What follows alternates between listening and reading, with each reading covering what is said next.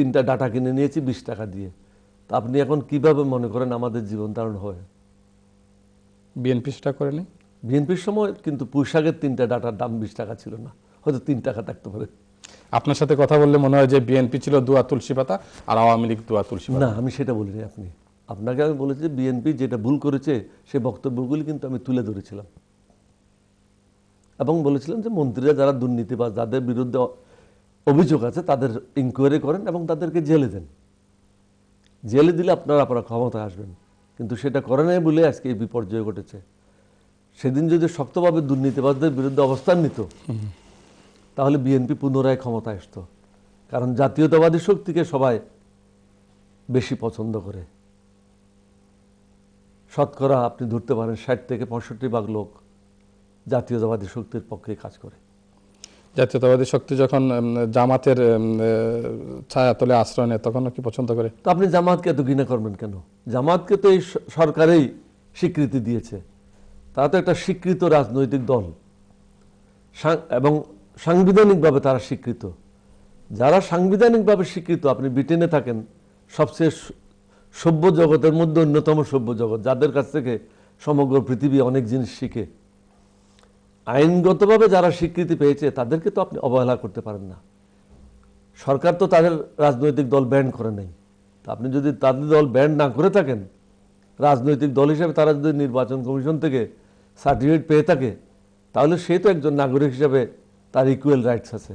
তাহলে জামাতের সবচেয়ে খারাপ লোক এটা আপনি কেন ধরে নেবেন? না, আমি সেটা বলছি না। 1970 সালে আমরা যখন মুক্তিযুদ্ধ করি এবং আজকে প্রায় 41 বছর বা 40 বছর, তো জামাতের যে সমস্ত লোকেরা 55 বছর বা 50 বছর বয়স বা 45 বছর বয়স, এরা তো যুদ্ধ অপরাধী না, তারা তো খারাপ লোক না, এরাও তো এই দেশের সন্তান। তারা তো দল চালাচ্ছে না।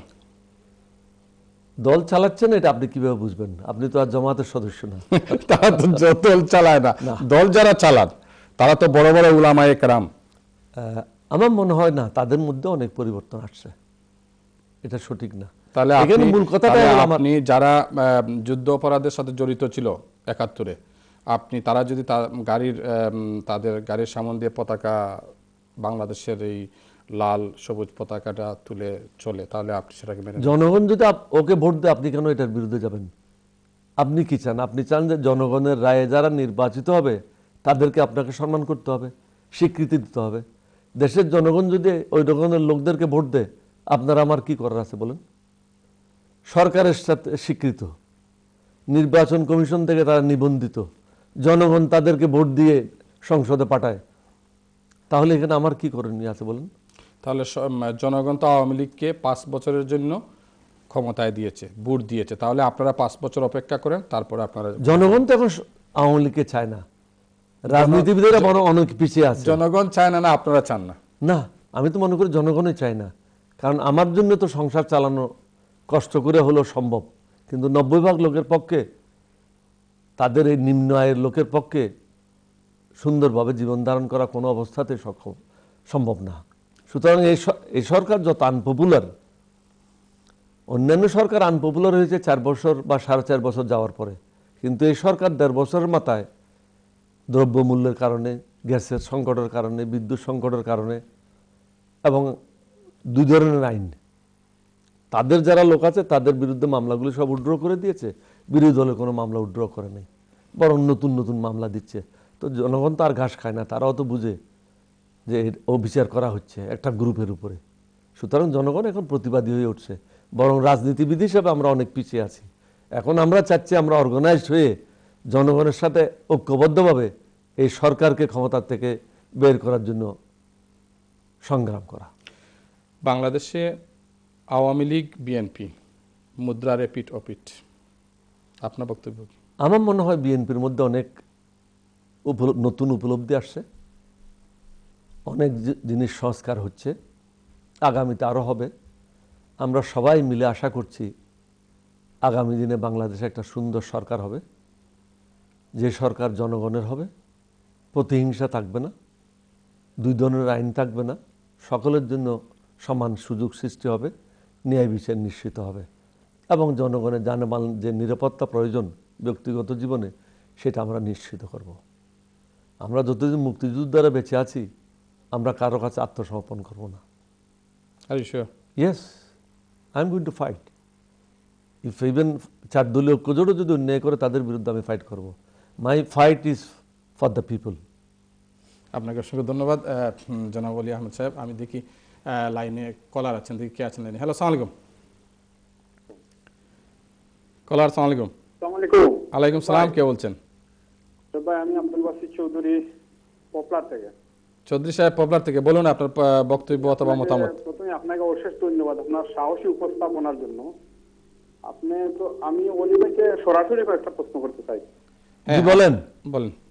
জি, আপনি ভালো আছেন? আলহামদুলিল্লাহ, আল্লাহর মেহেরবানি।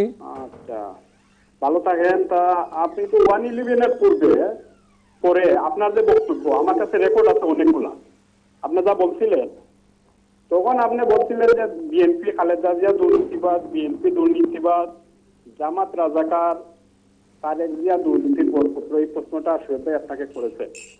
বিএনপির বিরুদ্ধে এমন কোন দুর্নীতি নাই যে আপনি যেটা তুলেন নাই। দুর্নীতির অভিযোগে আপনি বিএনপি থেকে বাইরে চলে আসলেন। আমরা প্রবাসে থেকে ওইগুলো দেখছি, এখনো আমাদের মনে আছে। এখন কি তারেক জিয়া কি বিএনপির নেতৃত্বের বাইরে আছে? খালেদা জিয়া কি বিএনপি থেকে চলে গেছে? এই বিএনপির যে সকল আত্মস্বীকৃত দুর্নীতিবাজ নেতা আপনার বাসায় যারা বিএনপিতে ছিল, এরাই বিএনপি চালাচ্ছে। তাহলে আপনি কি করতেন? আপনি কি কিছু পাইছেন? আপনি আসলেন আওয়ামী লীগের সাথে, তখন আওয়ামী লীগ ভালো। এখন আপনি আবার আওয়ামী লীগের বিরুদ্ধে বলতেছেন যে আওয়ামী লীগ খারাপ, আওয়ামী লীগ দেশ চালাতে পারতেছে না, বিএনপি দুয়া তুলসী পাতা হয়ে গেছে। আমার মনে হয় আপনার এই বক্তব্য শুনে ব্যারিস্টার মওদুদ আহমদ উনিও লজ্জা পাবেন। উনি লজ্জা পাবেন কি? আপনার সাথে আপনার কিছু ভিডিও ফুটেজ আছে আমার কাছে, আমি নিয়ে আসছি এখানে। আপনার সাহস থাকলে বলেন যে চ্যানেলে এগুলো দেখাইতে আপনি রাজি আছেন। আপনি কি বলছেন বিএনপির বিরুদ্ধে, জামাতের বিরুদ্ধে? এখন আপনি বলছেন জামাতের যারা আছে ইয়াং, এরা তো কোনো দোষ নাই। ঠিক আছে, আমি মানলাম ইয়াং যারা, এরা এদের দোষ নাই, কিন্তু নিজামী, মুজাহিদ, এদের বিরুদ্ধে আপনি কি বলছিলেন তখন 111 এর পরে? ওরা তো এখন জেলে আছে।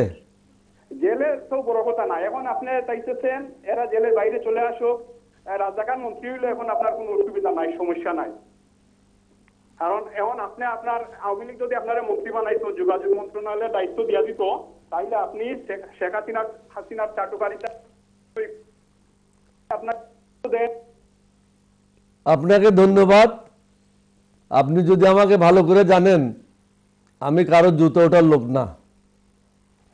সারা জীবনই প্রতিবাদ করেছি অন্যায়ের বিরুদ্ধে, এখনো করছি।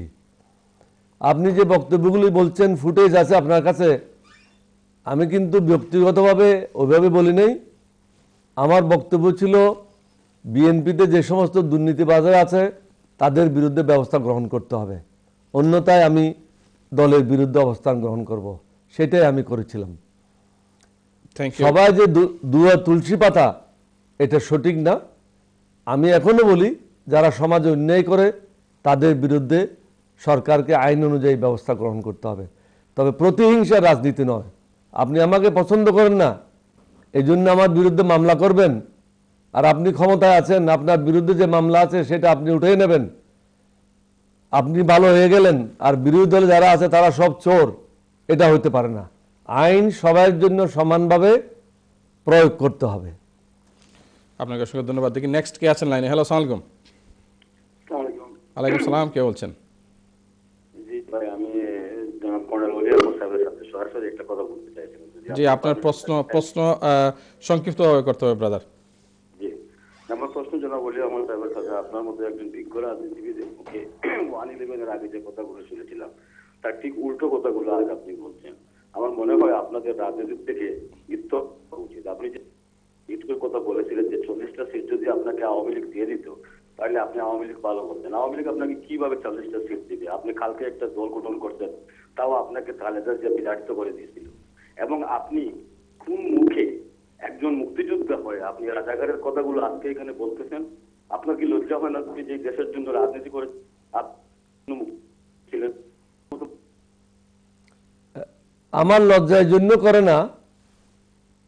1986 সালে শেখ হাসিনা জামাতকে নিয়েই এরশাদের নির্বাচনে গিয়েছিল, সেদিন আমি বিএনপিতে ছিলাম, আমরা কিন্তু নির্বাচনে যাই নাই।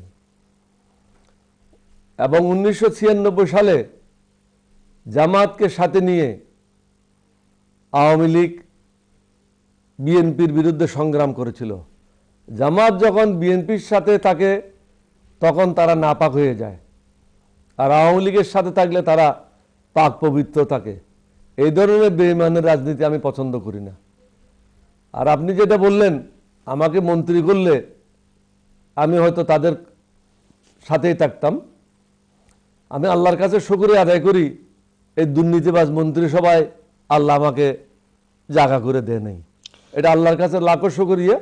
আপনাকে আমি এটাই পরামর্শ দেব, রাজনৈতিক দৃষ্টিকোণ থেকে না দেখে দেশের মানুষের যে সমস্যাগুলি হচ্ছে, এই সমস্যাগুলি থেকে আমরা কিভাবে উত্তরণ করব এবং জনগণকে মুক্ত করে সুন্দরভাবে দেশটাকে এগিয়ে নিয়ে যেতে পারবো, সেই চিন্তা ভাবনা আমাদেরকে নতুনভাবে করতে হবে। ধন্যবাদ আপনাকে। 86 নির্বাচনে, 86 ইলেকশনে আওয়ামী লীগ এবং জামাত একসাথে গিয়েছিল। গিয়েছিল। হ্যাঁ, তারা একজোট হয়ে একসাথে নির্বাচনে গিয়েছিল।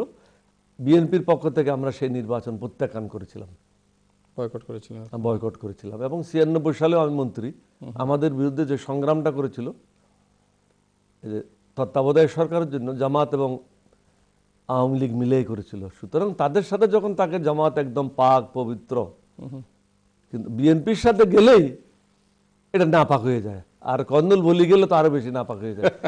এই ধরনের মন মানসিকতা পরিহার করতে হবে। আপনাকে অসংখ্য ধন্যবাদ জনাব কর্নেল অলি আহমেদ। সুপ্রিয় দর্শক, আমরা কথা বলছি বিশিষ্ট মুক্তিযোদ্ধা এবং বাংলাদেশের রাজনীতিতে যিনি স্পষ্টবাদী বলে পরিচিত জনাব ডক্টর কর্নেল অলি আহমেদ সাহেবের সাথে। আমরা যাচ্ছি ছোট্ট একটি বিজ্ঞাপন বিরতিতে। বিজ্ঞাপন বিরতির পর আমরা আবারও ফিরে আসছি। ততক্ষণ পর্যন্ত আমাদের সঙ্গে থাকুন। Thank you.